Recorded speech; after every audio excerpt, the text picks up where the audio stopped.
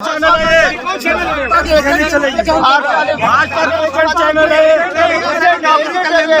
क्या क्या दिखाता है हमारे खिलाफ सही बात है, खुद आते हैं, सही बात है। द लाइव टीवी, सच सबसे आगे। रिपब्लिक भारत के एंकर स्टूडियो में बैठकर जो जहर उगलते हैं दोस्तों, उसका खामियाजा इनके रिपोर्टर्स को फील्ड पर उतरकर भुगतना पड़ता है।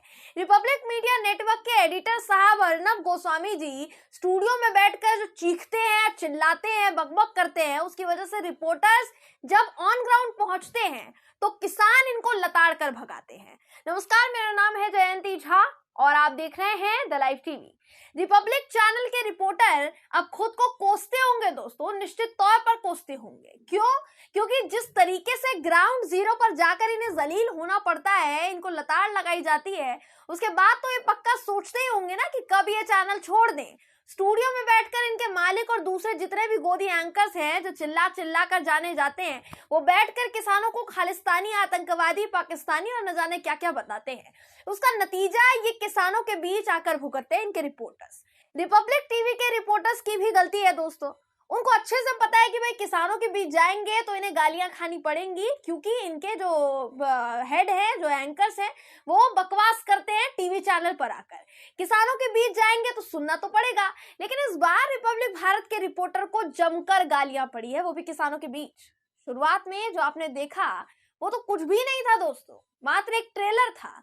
दरअसल रिपब्लिक मीडिया का रिपोर्टर पहुंचा किसानों के बीच, जहां किसानों ने कहा कि जब आप हमको खालिस्तानी कहते हैं, स्टूडियो में बैठकर आपके जो सर हैं वो हमको आतंकवादी कहते हैं, हमारा इंटरव्यू लेकर तो आप क्या करेंगे?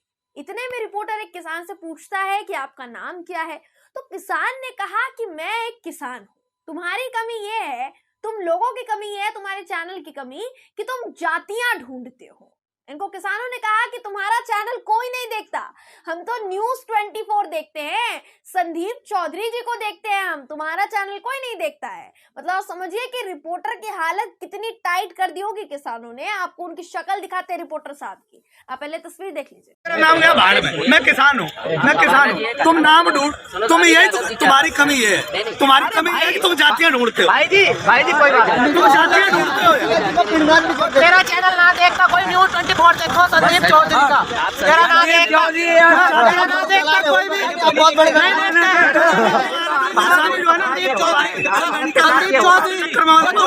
दुबई में रहते हुए भी किसानों को कवरेज करते हैं और ये किसानों को खालिस्तानी पाकिस्तानी बताते हैं। जी, तो अर्नब गोस्वामी की गलती की सजा उनके रिपोर्टर्स ऑन ग्राउंड झेल रहे हैं, जीरो ग्राउंड झेल रहे हैं। आपने सुना होगा यहाँ मुझे ड्रग्स दो, ये चल रहा था पूरे वीडियो में। अब ये लाइन अर्नब गोस्वामी जी के मुंह से भी आपने सुनी होगी। इसलिए कहते हैं दोस्तों कि आप स्टूडियो में बैठे हैं, इसका मतलब ये बिल्कुल भी नहीं है कि आप जनता के बीच नहीं उतरेंगे। आपको ग्राउंड जीरो उतरना पड़ेगा ना कभी कभी। आप उतरेंगे नहीं तो फिर आपके रिपोर्टर उतरेंगे, लेकिन कोई तो उतरेगा आपके चैनल से।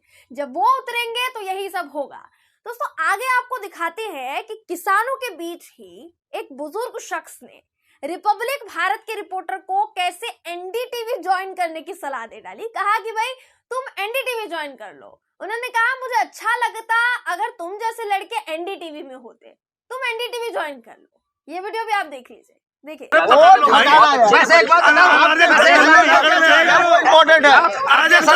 एनडीटीवी में तो अच्छा लगेगा, एनडीटीवी ज्वाइन करवा। अरे यार कहाँ ब्रजेश मिश्रा उसमें चले गए, ब्रजेश मिश्रा वाला भारत समाचार गोस्वामी के बम्बई पुलिस ने कितनी पिटाई की। तो आपको पूरे विरोध में अर्नब गोस्वामी जी का नाम चीख चिल्लाहट के साथ नजर आ रहा होगा, सुनाई दे रहा होगा जो आपने वीडियो देखा। अब अर्नब गोस्वामी को गाली पड़ रही है और रिपोर्टर को कहा जा रहा है कि आप एनडीटीवी ज्वाइन कर लो। इससे ज्यादा फजीहत, इससे ज्यादा बेइज्जती की बात मुझे नहीं लगता और कुछ होगी। आप मुझे एनडीटीवी में अच्छे लगोगे, ना सिर्फ एनडीटीवी बल्कि भारत समाचार में जाने की सलाह भी दे दी उन बुजुर्ग शख्स ने।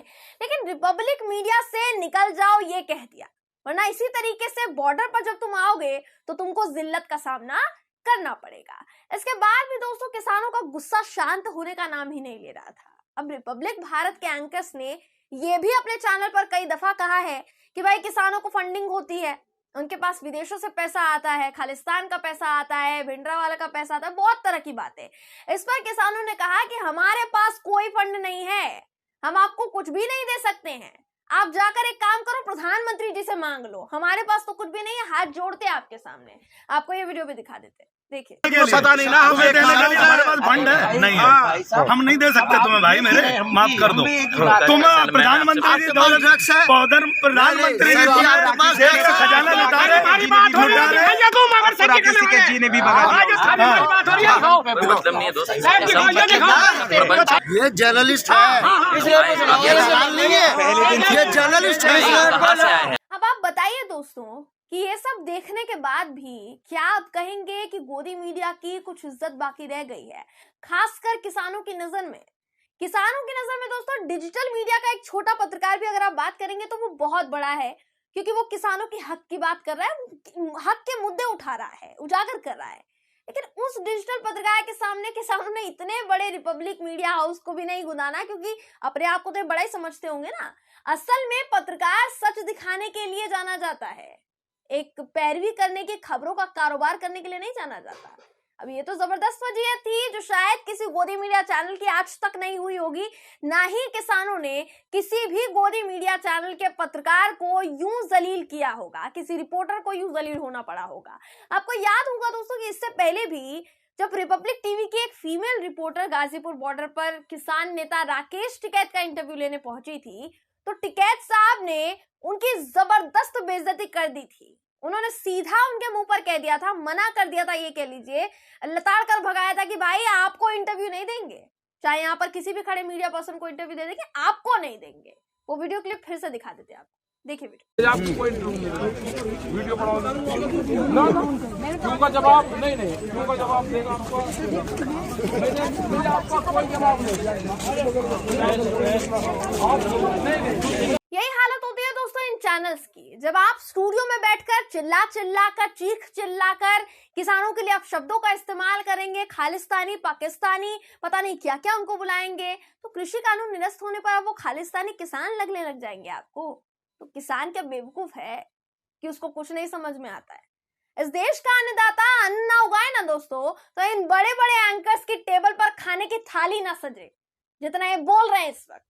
कम से कम उस अन्न की खातिर ही किसानों की इज्जत कर लेनी चाहिए। अनाज नहीं जाएगा आपके पेट में, इन गोदियों को ये समझना चाहिए। अब क्योंकि मोदी जी भी किसानों के आगे घुटने टेक चुके हैं, तो इन गोदियों को तो झुकना ही पड़ेगा।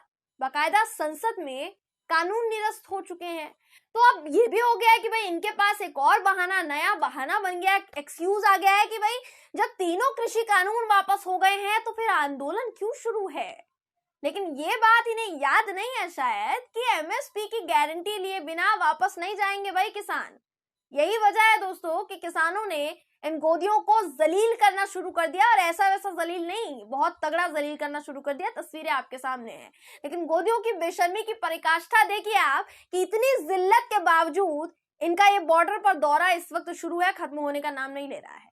बहरहाल इस खबर पर आपकी राय क्या है कमेंट करके जरूर बताइएगा। अगर आपको ये वीडियो पसंद आया हो तो वीडियो को लाइक और शेयर करना ना भूलें। फिर मुलाकात होगी आपसे किसी ऐसी ही खबर के साथ, तब तक के लिए नमस्कार। द लाइव टीवी, सच सबसे आगे।